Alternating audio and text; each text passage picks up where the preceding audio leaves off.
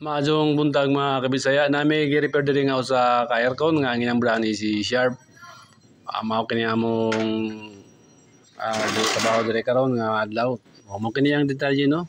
Sharp na siya 2.4 amperes nga makita dito. Mao kadto ang iyang fan motor. So unsa may reklamo aron ni customer, ang reklamo ni siya mo bugna ang mga Sharp nga aircon mga kabisaya. Mo kini ang reklamo. Mao kini ang iyang piping system mga kabisaya sa maong air condition nga Sharp. So amo kini gipresyuran og nga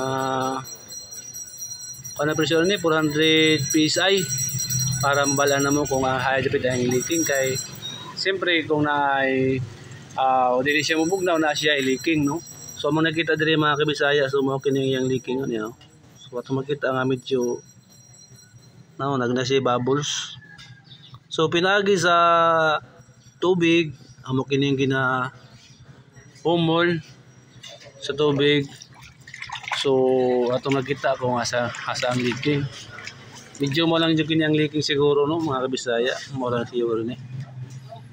Amon sa kini karong soldahon wala manghihinang para ma-cure ang maong aircon, mabalik kini sa normal nga operation. So kung naka may mga complain o parehani nga dili siya mabugnaw, posible nga nagleaking kini no. So tagsa ra kini nga mahitabo mga kabisaya, kini nagleaking sa evaporator side. So mo kini ang condenser side niya no, high side. So yang compressor motor is the heart of the system. So okay, any question regarding ani mo?